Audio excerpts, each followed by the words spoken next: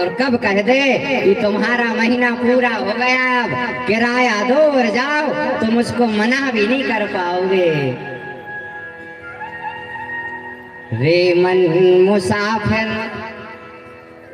निकलना पड़ेगा, काया कुटी खाली करना पड़ेगा।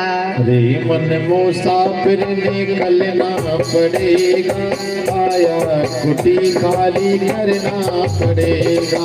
रे मन मुसाफिर निकलना पड़ेगा, कुटी खाली करना पड़ेगा।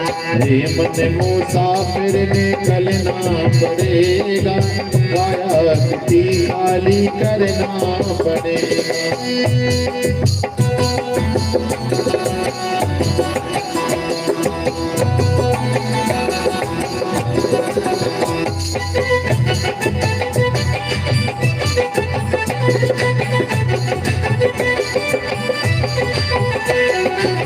दोनों हाथ भाई और बड़े भाव से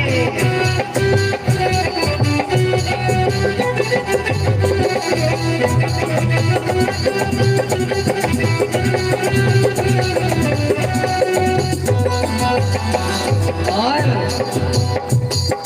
चमड़े के कमरे को तू क्या संभाले, चमड़े के कमरे को तू क्या संभाले, चमड़े के कमरे को तू क्या संभाले, चमड़े के कमरे को तू क्या संभाले। जिस दिन तुम्हें घर से मालिक निकाले, जिस दिन तुम्हें घर से मालिक निकाले, इसका किराया भी भरना पड़ेगा, इसका किराया भी भरना पड़ेगा। काया कुटी खाली करना पड़ेगा। इसका किराया भी भरना पड़ेगा, काया कुटी खाली करना पड़ेगा। मन मुसाफिर चलना पड़ेगा, काया कुटी खाली करना पड़ेगा।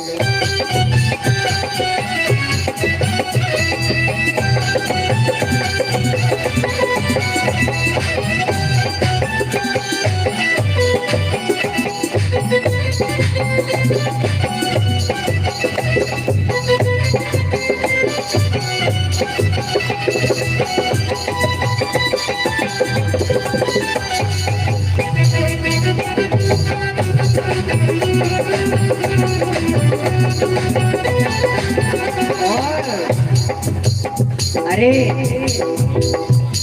जैसे अपनों इतने अपन जैसे कहूँ जेल में है, नोटिस आ गओ, इतने तो पैसा दे के अपन जमानत करवा लेते, लेकिन जिस दिन यमराज का नोटिस आ जाएगा, सब धन रखा रह जाएगा।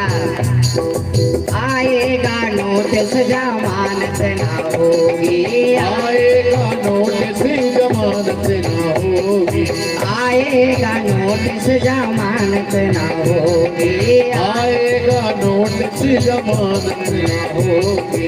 पल्ले में घर कुछ अमानत ना होगी, पल्ले में घर कुछ अमानत ना होगी, पल्ले में घर कुछ अमानत ना होगी, पल्ले में घर कुछ अमानत ना होगी। फिर होगी कैद तुझे जाना पड़ेगा, फिर होगी कैद तुझे जाना पड़ेगा, काया कुटी खाली करना पड़ेगा। होगी कैद तुझे जाना पड़ेगा, काया कुटी खाली करना पड़ेगा। रे मन मुसाफिर निकलना पड़ेगा, काया कुटी खाली करना पड़ेगा। रे मन मुसाफिर निकलना पड़ेगा, काया कुटी खाली करना पड़ेगा। काया कुटी खाली करना पड़ेगा, काया कुटी खाली करना पड़ेगा। बोलो बांके बिहारी लाल की जय। प्रेम से बोलो। ऐसे ही अब सूत जी महाराज बता रहे हैं भागवत जी की विशेषता सोनकादि ऋषियों को कि एक बार की बात है परीक्षते कथा वक्तुम सभायां संस्थिते सुके सुधा कुंभम गृहीत वैव देवास्तत्र समागमन। जब परीक्षित जी को सुखदेव जी महाराज कथा श्रवण करा रहे थे तो देवताओं को इस बात का पता चला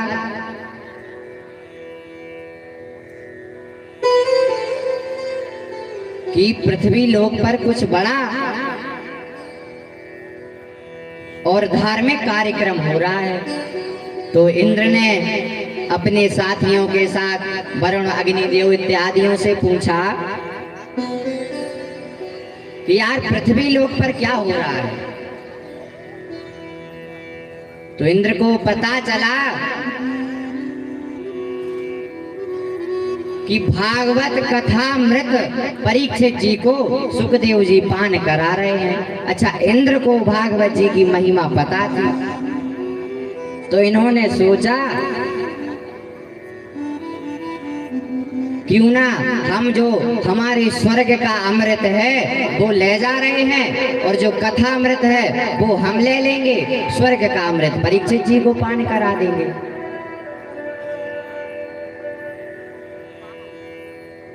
अमृत लेकर गए।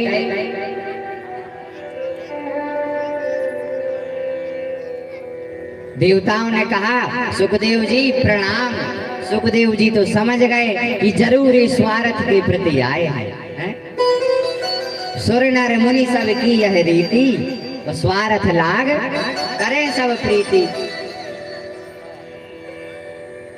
सुखदेव जी ने कहा आओ बैठो। बैठे। पूछा बड़े दिनों में आए हो, किस लिए आए हो? इंद्र कहने लगे कुछ नहीं, बस ऐसे ही हमने देखा कि पृथ्वी लोक पर कुछ बड़ा कार्यक्रम हो रहा है, सोचा देखाएं क्या हो रहा है। बोले अरे तुम काम की बात करो। जो व्यक्ति कभी आपसे बात ना करता हो, बोलता ना हो, एकदम से आपके आगे हाथ जोड़न लगे, कुछ स्वार्थ होगा। सुखदेव जी ने पूछा तुम तो काम बताओ। बोले काम यह है कि जो आप परीक्षित जी को कथा सुना रहे हो वो कथा हमें दे दो और हम अमृत लेकर आए हैं वो आप परीक्षित जी को पिला दो जिससे इनकी मृत्यु नहीं होगी। सुखदेव जी ने कहा हम कुछ नहीं कह रहे, आप परीक्षित जी से पूछ लो, जैसा वो कहें वैसा हो जाएगा। परीक्षित जी से पूछा कि आपको मरने का डर है?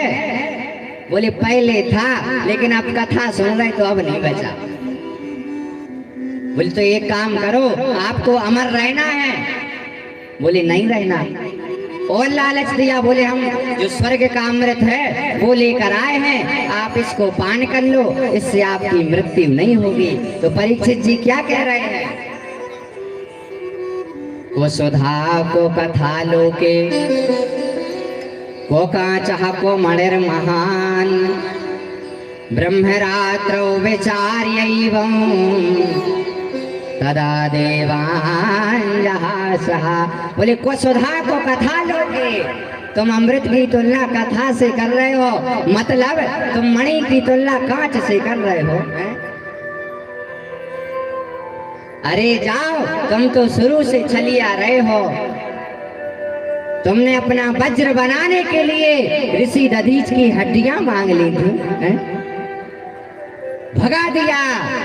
देवता बड़े क्रोधित होकर ब्रह्मा जी के पास पहुंचे। ब्रह्मा जी को सब वृतांत सुनाया कि हम पृथ्वी लोक पर गए थे और ऐसी ऐसी बात है, उन्होंने हमें अमृत नहीं दिया और भगा दिया। ब्रह्मा जी ने कहा भी शांत रहो, 7 दिन हो जाने दो, उसके बाद देखते हैं कि कथा सुनने से परीक्षित का क्या होता है। और जब देखा 7 दिन की कथा हो गई और परीक्षित जी को जब स्वयं भगवान के पार्षद लेने आए तो महाराज ब्रह्मा जी भी चौंक गए। और ब्रह्मा जी स्वयं सुखदेव जी के पास गए और लेकर भागवत जी को मंगाया। भागवत जी को स्वर्ग लोक ले गए। वहां एक तराजू पर 4 वेद